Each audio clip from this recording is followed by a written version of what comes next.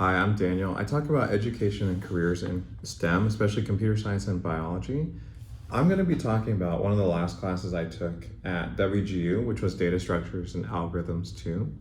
I want to talk a bit conceptually about the code that I produced, how I thought about this project, and some ways that I would improve if I was going to redo it.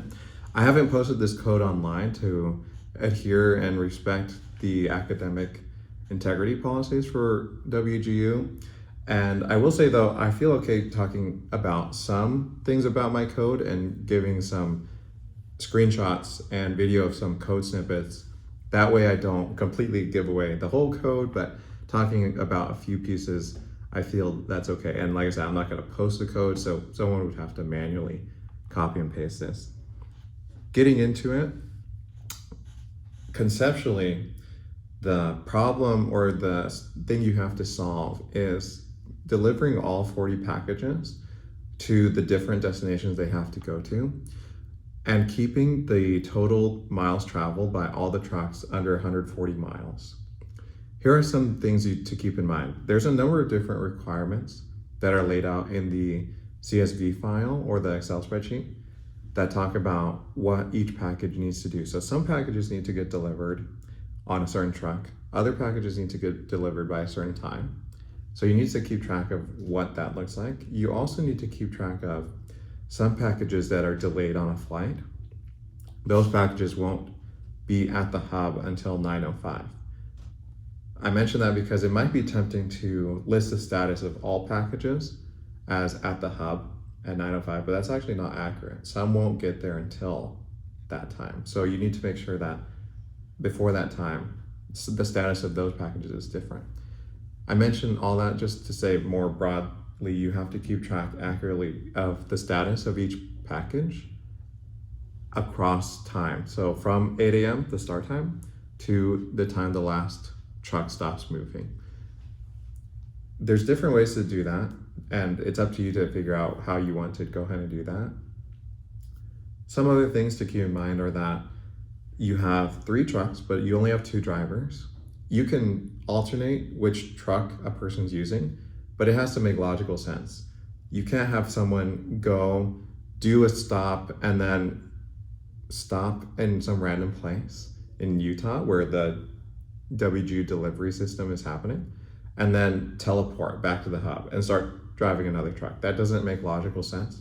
So if you wanted them to go grab another truck, you would have to have them return to the hub, then use another truck. Things like that have to make, like I said, logical sense within your program.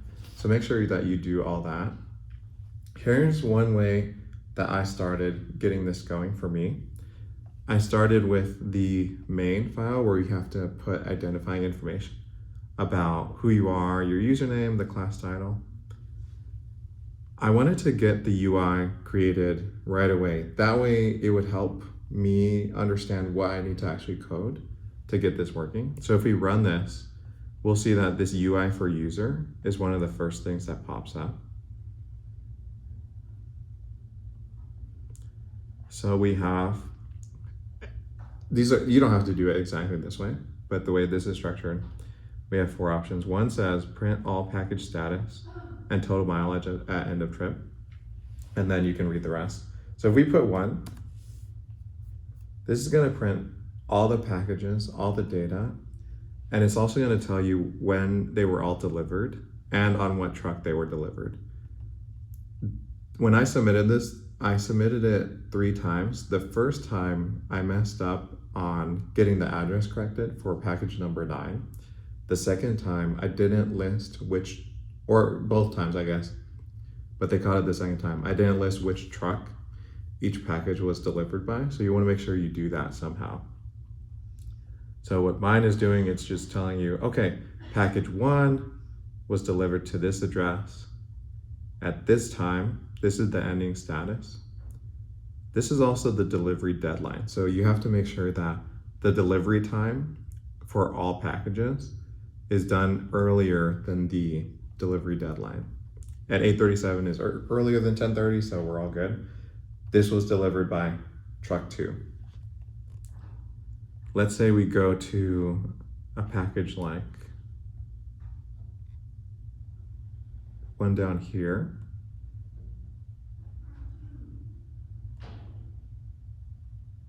I'm scrolling a bit,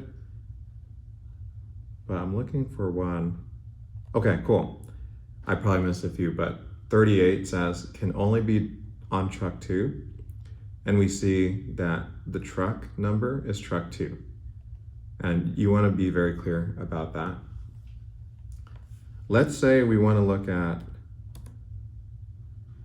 package 9 and 930.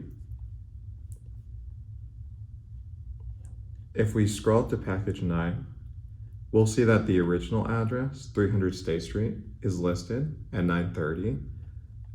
It updates at 1020. So you want to make sure that you catch that correctly. So we can even say, let's go look at package 9 at 9:45, and still the address is going to be incorrect.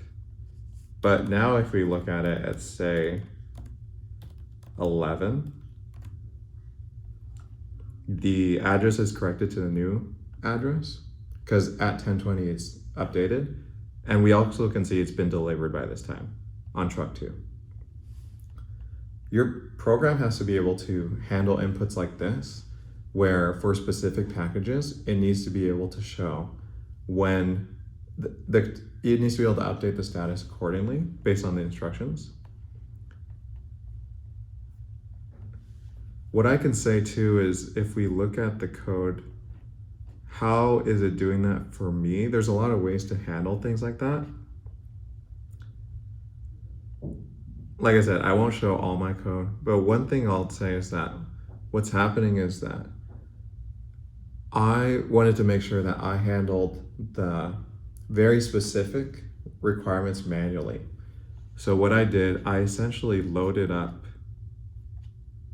the packages onto trucks individually, where, oh, let me scroll down. This is a better example. So right here, this is truck 1, trip 1. This is going to put the packages on the truck according to a few things. One is that I only wanted to load a small number of packages with early deadlines that must also be delivered with 13, 15, and 19. That's one of the requirements. And this is going to include 13, 15, 19, but also some other ones that need to be delivered with them. These all have early deadlines. They need to be delivered by 10:30. There's probably ways to automate the selection of packages to load onto trucks based on the requirements, but I feel like that would be too much work. You can totally do that if you want, but for me, I thought the manual adding was totally fine, and that ended up working fine.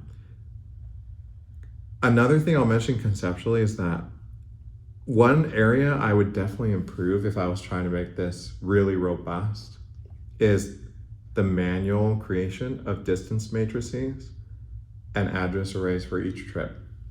What on earth does that mean? Essentially, I'm saying that I use the nearest neighbor algorithm, which takes as input a distance matrix between all the points you want to travel to.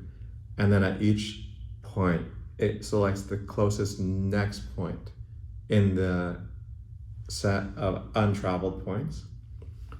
And there's ways to do it automatically. I did it manually where I just created a new distance matrix from the bigger overall distance matrix provided. And that was super manual and super time consuming. There's way better ways to do it. But for me, this worked and I was like, okay, cool, it works, that's good. So what it's gonna do is it's going to run the nearest neighbor algorithm on the distance matrix with the packages on truck 1 for trip 1. Then it's gonna output the route and the miles traveled. You can get the time if you multiply the miles traveled times 1 divided by 18, since they're traveling at 18 miles an hour. That's all I'll say for that.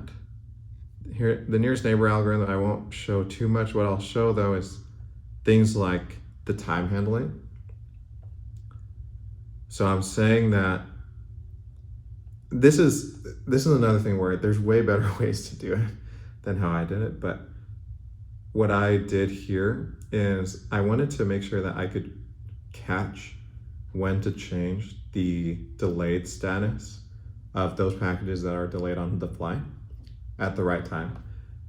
This is the decimal form of 905. So 5 divided by 60 in terms of the number of minutes, where 1.0 is 1 hour, is going to be 9.08333. So I'm saying if the current time is greater than 9.08333, which means if the current time is after 905, then every package in the package table, the status of those should be updated so that if it says delayed on flight, now it should say at the hub, because it will have arrived from the plane. I did a lot of things similar conceptually like to that, so that they would actually catch the little details. I'll also show just some things about the package class and then the truck class without going into everything. Package class, I put a lot into the package class where I wanted to make sure I could get all the information I wanted and be able to set and get information as needed. So we have things like package ID, address, city, state, etc. Some other things I added were things like delivery time, the truck, and then delay time. So these are things where I wanted to be able to keep track of if needed. This worked really well for me. I recommend similar structure. And then for the class truck, it's very similar. It's more simple though, where we just need truck ID. I put a capacity where it would keep track of the packages in terms of the total number of packages that can be on the truck, which is 16. Whether there's a drive bool, I mixed driver and bool. Driver boolean, true or false, current location, next location. Overall, I think it would, oh yeah, I want to show the hash. I used the chaining hash table. That worked really well.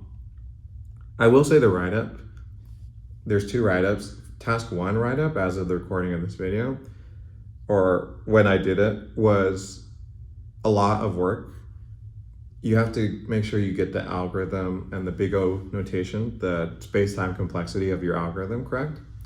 It can take a while. I think it took me like 4 hours to write it up, but it was worth it to be done because it was very chill afterwards. And then coding took a while.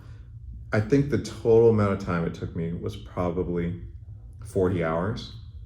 The reason for that is because after I got my feedback from the second attempt, where they were like, okay, you do need to fix this, I realized I would need to fix big chunks of my thing. So I think what I'd originally taken 30 hours total ended up taking 40, so an extra 10 hours to fix it.